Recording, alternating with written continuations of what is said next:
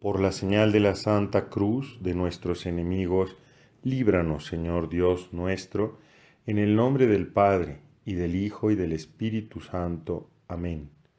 Señor mío y Dios mío, creo firmemente que estás aquí, que me ves, que me oyes. Te adoro con profunda reverencia. Te pido perdón de mis pecados y gracia para hacer con fruto este rato de oración. Madre mía Inmaculada, San José, mi Padre y Señor, Ángel de mi guarda, intercedan por mí.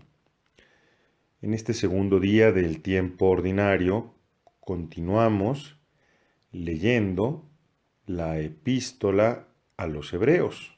Epístola que, como ayer se nos explicó, es más bien una homilía, una parenesis. Y en este día escuchamos un texto que por una parte habla de la excelsitud del ser humano. El ser humano, incluso aquí exaltado a partir del Salmo 8. ¿Qué es el hombre para que de él te acuerdes? Ese pobre ser humano para que de él te preocupes. Sin embargo, lo hiciste un poquito inferior a los ángeles, lo coronaste de gloria y dignidad, todo lo sometiste bajo sus pies.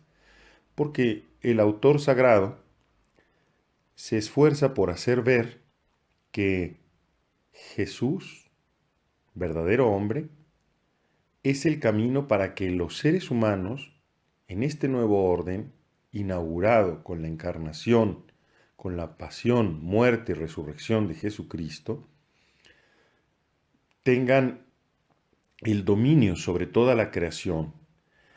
Y aunque hace correctamente ver que en este momento todavía nosotros no contemplamos este dominio absoluto del hombre sobre la creación, sin embargo, dice el autor, que en Jesucristo, que por un momento fue sometido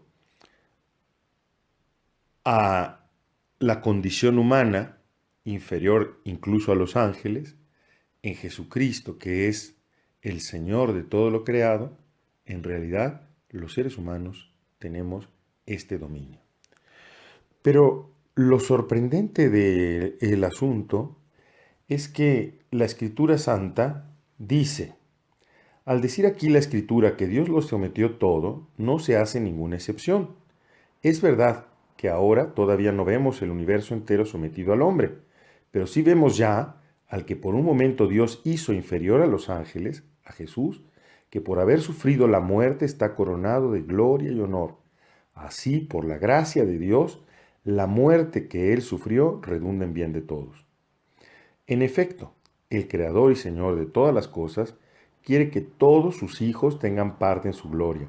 Por eso convenía que Dios consumara en la perfección, mediante el sufrimiento, a Jesucristo, autor y guía de nuestra salvación. Y es en esta última frase en la que yo quisiera fijarme para nuestra oración de este día. Es decir, en el hecho de que Dios ha querido que sea en el sufrimiento en el que el autor y consumador de nuestra fe fuera purificado, fuera perfeccionado. Dios, por eso convenía, dice, que Dios consumara en la perfección, mediante el sufrimiento, a Jesucristo, autor y guía de nuestra salvación. Consumar en la perfección mediante el sufrimiento.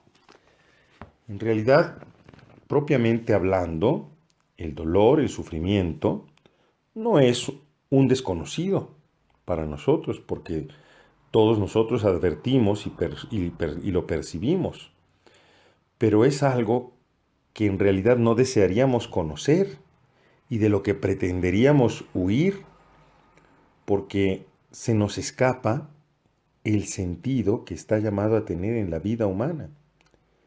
Es, por así decir, un huésped no deseado, y sin embargo, antes o después, llega en la vida de todo hombre. Hace morada en nuestro cuerpo, en nuestra alma, confiere a nuestras emociones una tonalidad a veces rabiosa, otras veces triste, otras incluso resignada o francamente angustiada.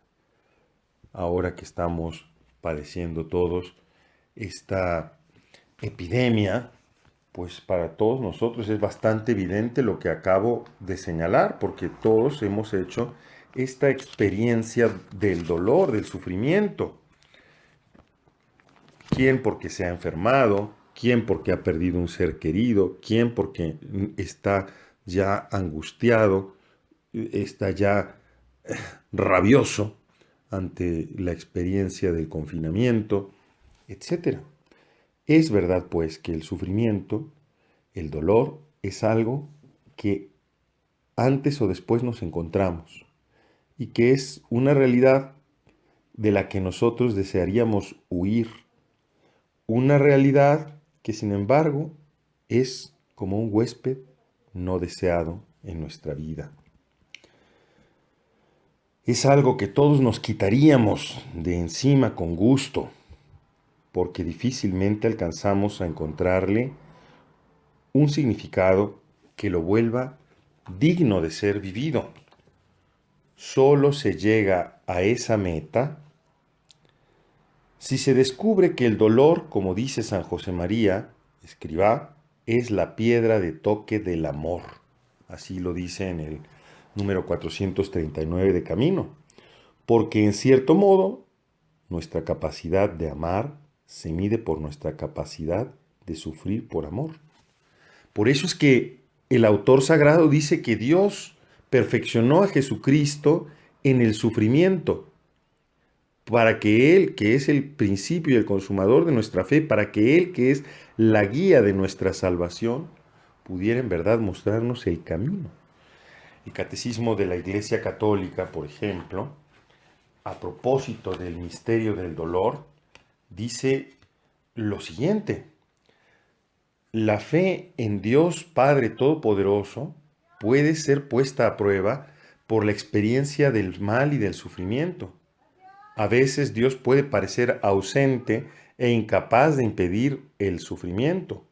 Ahora bien, Dios Padre ha revelado su omnipotencia de la manera más misteriosa en el anodamiento voluntario y en la resurrección de su Hijo, por los cuales ha vencido el mal y el dolor. Así, Cristo crucificado es poder de Dios y sabiduría de Dios, porque la necedad divina es más fuerte que la fuerza de los hombres.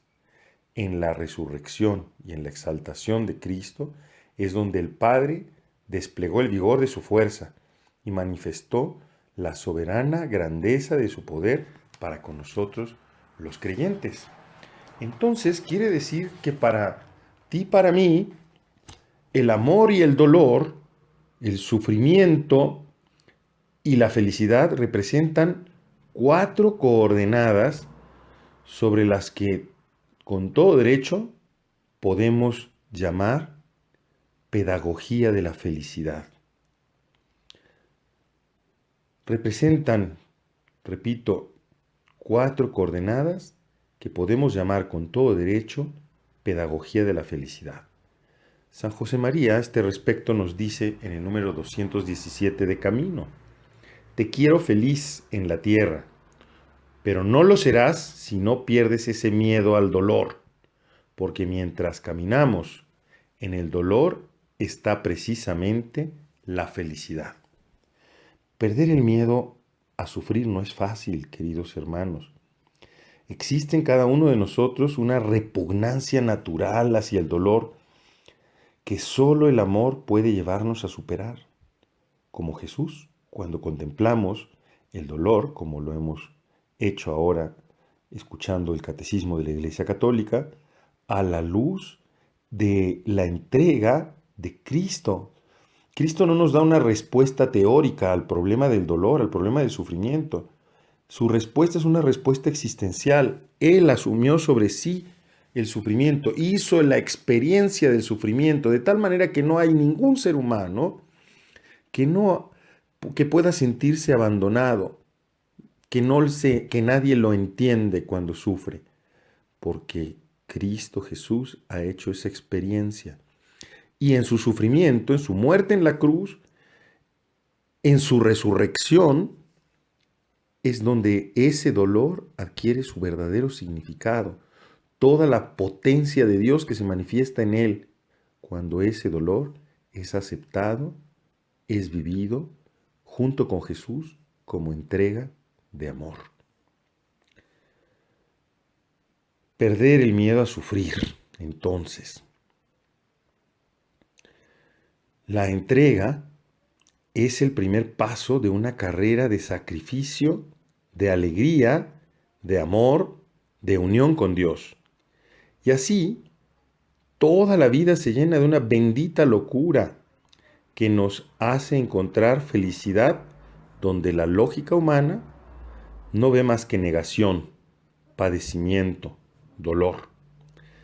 Si separamos el dolor del amor, nos encerramos entonces en una lógica egocéntrica, que significa perder de vista la perspectiva de la felicidad, la única que permite dar sentido al sufrimiento, sea del tipo que sea, físico, moral, psicológico, espiritual.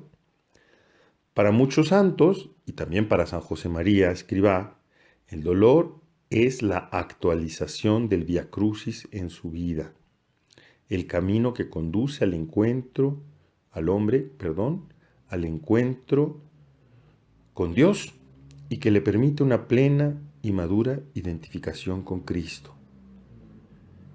Vamos en este día en que contemplamos este perfeccionamiento de Cristo a través del sufrimiento, perfeccionamiento en el amor, a través del sufrimiento, para que Él nos muestre el camino de nuestra salvación y podamos entrar en posesión de todo el universo, porque hemos perdido el miedo al dolor.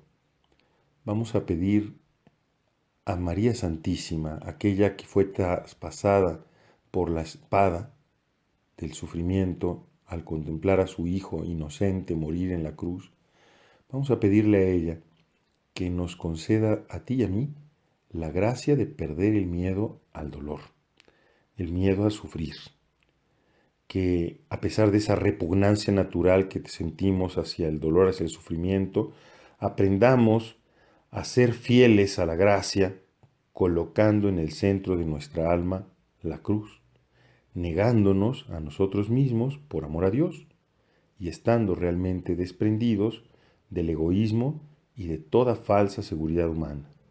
Es decir, que empecemos a vivir verdaderamente de fe. Te doy gracias, Dios mío, por los buenos propósitos, afectos e inspiraciones que me has comunicado en esta meditación. Te pido ayuda para ponerlos por obra. Madre mía Inmaculada, San José mi Padre y Señor, Ángel de mi guarda, intercedan por mí.